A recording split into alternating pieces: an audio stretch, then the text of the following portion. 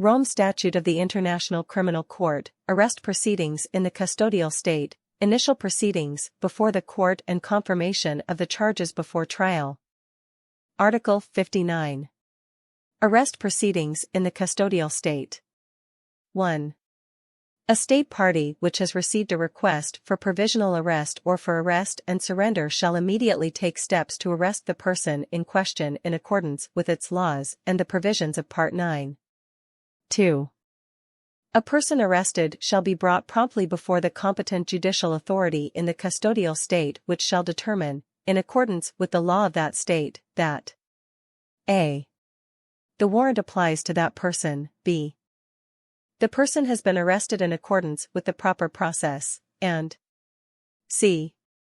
The person's rights have been respected.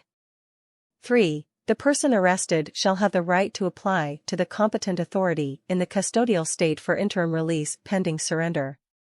4. In reaching a decision on any such application, the competent authority in the custodial state shall consider whether, given the gravity of the alleged crimes, there are urgent and exceptional circumstances to justify interim release and whether necessary safeguards exist to ensure that the custodial state can fulfill its duty to surrender the person to the court. It shall not be open to the competent authority of the custodial state to consider whether the warrant of arrest was properly issued in accordance with Article 58, Paragraph 1a and b. 5. The pretrial chamber shall be notified of any request for interim release and shall make recommendations to the competent authority in the custodial state. The competent authority in the custodial state shall give full consideration to such recommendations, including any recommendations on measures to prevent the escape of the person, before rendering its decision. 6. If the person is granted interim release, the pretrial chamber may request periodic reports on the status of the interim release. 7.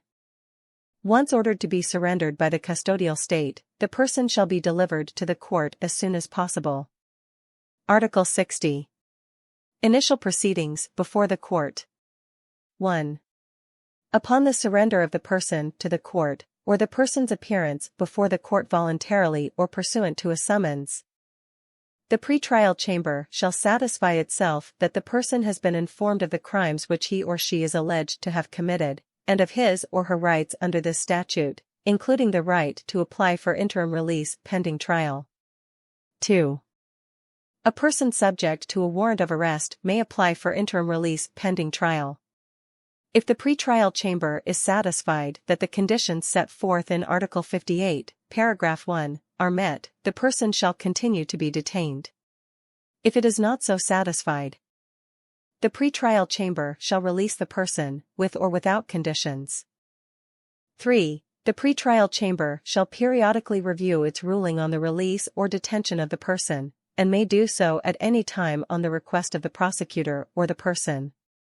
Upon such review, it may modify its ruling as to detention, release or conditions of release, if it is satisfied that changed circumstances so require. 4. The pretrial chamber shall ensure that a person is not detained for an unreasonable period prior to trial due to inexcusable delay by the prosecutor. If such delay occurs, the court shall consider releasing the person, with or without conditions. 5. If necessary, the pretrial chamber may issue a warrant of arrest to secure the presence of a person who has been released. Article 61. Confirmation of the charges before trial. 1. Subject to the provisions of Paragraph 2, within a reasonable time after the person's surrender or voluntary appearance before the court, the pretrial chamber shall hold a hearing to confirm the charges on which the prosecutor intends to seek trial.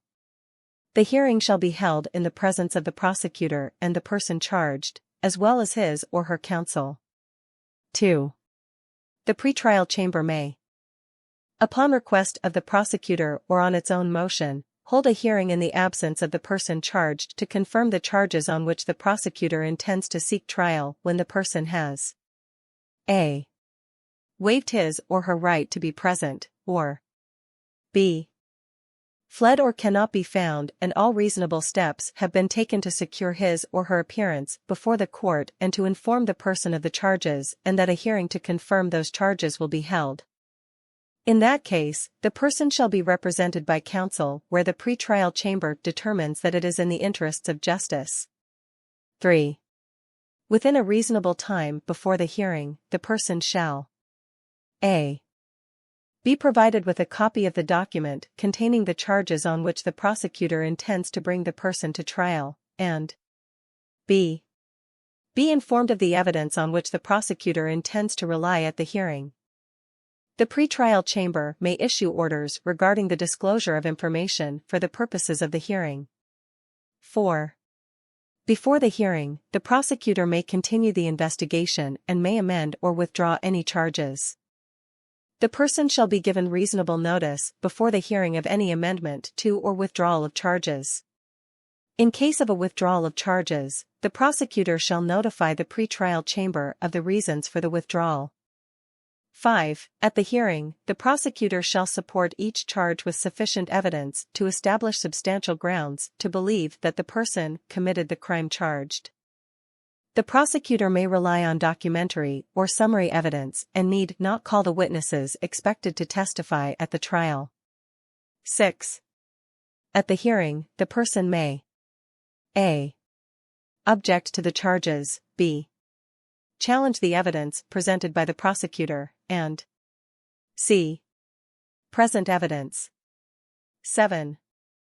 The pretrial chamber shall, on the basis of the hearing, determine whether there is sufficient evidence to establish substantial grounds to believe that the person committed each of the crimes charged. Based on its determination, the pretrial chamber shall a. Confirm those charges in relation to which it has determined that there is sufficient evidence, and commit the person to a trial chamber for trial on the charges as confirmed, b. Decline to confirm those charges in relation to which it has determined that there is insufficient evidence, c. Adjourn the hearing and request the prosecutor to consider I. Providing further evidence or conducting further investigation with respect to a particular charge, or 2. Amending a charge because the evidence submitted appears to establish a different crime within the jurisdiction of the court. 8. Where the pretrial chamber declines to confirm a charge, the prosecutor shall not be precluded from subsequently requesting its confirmation if the request is supported by additional evidence. 9. After the charges are confirmed and before the trial has begun, the prosecutor may, with the permission of the pretrial chamber and after notice to the accused, amend the charges. If the prosecutor seeks to add additional charges or to substitute more serious charges, a hearing under this article to confirm those charges must be held. After commencement of the trial, the prosecutor may, with the permission of the trial chamber, withdraw the charges. 10. Any warrant previously issued shall cease to have effect with respect to any charges which have not been confirmed by the pretrial chamber or which have been withdrawn by the prosecutor. 11. Once the charges have been confirmed in accordance with this article, the Presidency shall constitute a trial chamber which, subject to paragraph 9 and to Article 64, paragraph 4, shall be responsible for the conduct of subsequent proceedings and may exercise any function of the pretrial chamber that is relevant and capable of application in those proceedings.